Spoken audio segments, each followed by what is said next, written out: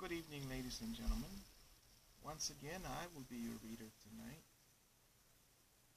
The Stories of Don Bosco. Stories of Don Bosco by Peter Lapham.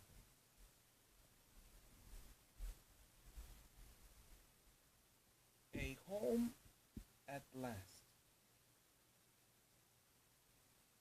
When the last Sunday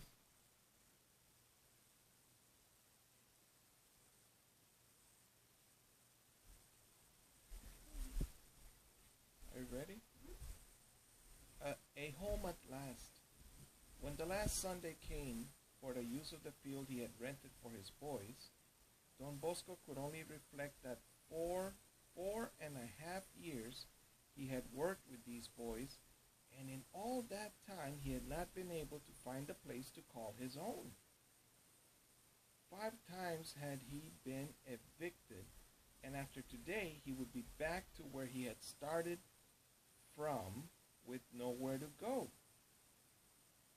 Close to despair, he could not help recalling what even some of his best friends had said of his work with these poor boys.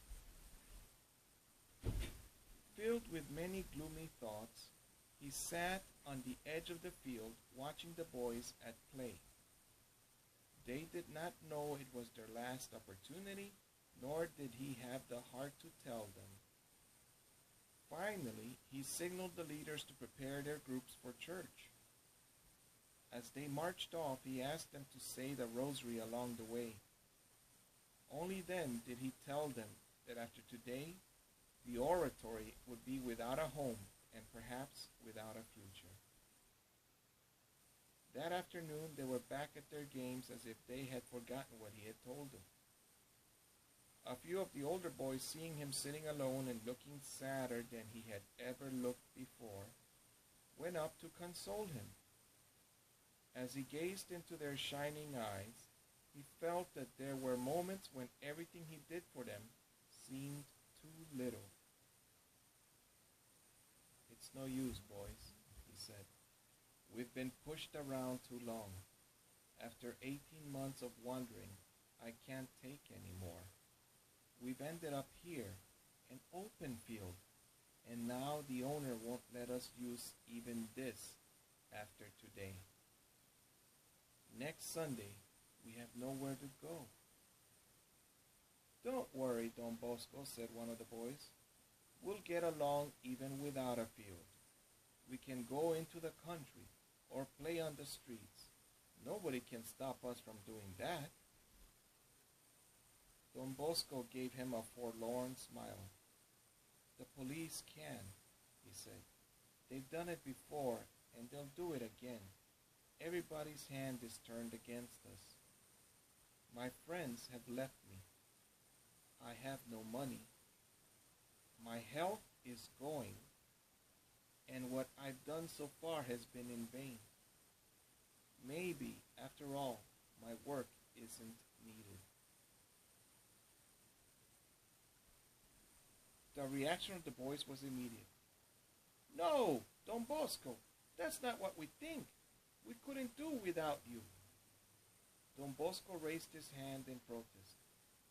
"Don't make it harder for me. If God wants this work to go on, he'd better do something fast, for I've done all I can."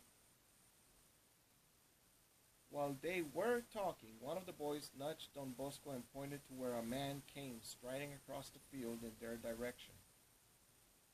Don Bosco rose to greet him. The man ignored the preliminaries. "You looking for a laboratory?" "Not a laboratory, an oratory," Don Bosco explained.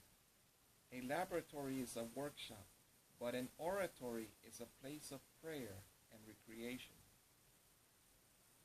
"Laboratory, oratory. You're looking for a place, and I've got one for you, if it suits you. You can make a deal? Like to meet the owner?" "I'll go right away." Don Bosco followed the man to meet the owner, and all three began an inspection of the property. This turned out to be an old shed, the wall of which leaned against the house along its entire length. The roof was so low that he had to stoop to enter. There was no floor, and he saw at once that the rains would have turned it into a bog. I'm afraid it won't do. It's too low, Don Bosco objected. Don't let that worry you, the owner said. I'll dig out the floor and do anything else that's needed. I'd like to have your laboratory here. Oratory, not laboratory. That is to say, a small church for my boys. Then I'll do much more for you. I'll bring my wife and 2 chairs. I can help in the singing. It would be difficult to know which of the 2 was the more anxious to close the deal. Very well, concluded Don Bosco. I'll take it if you lower the floor about a foot. $300 a year for 3 years. I've been offered more, but I'd rather let you have it.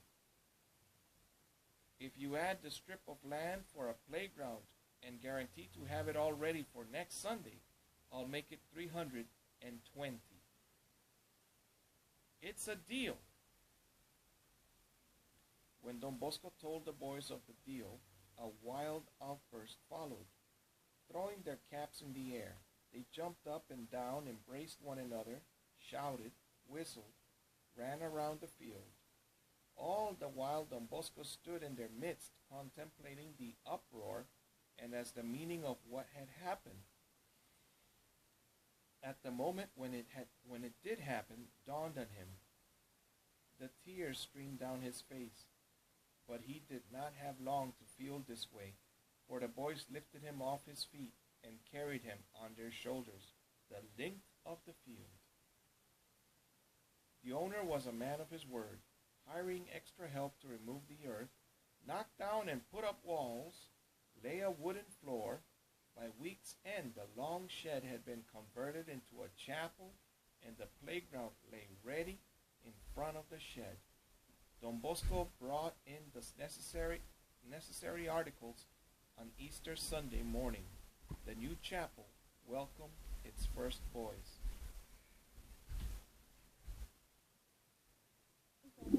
Yes, sir. There must be a reason why God wants me to read it and not you. Nothing is by coincidence. Rest, my son. What I did understand is that when he was close to despair, God found a way to help him. Good night, my son.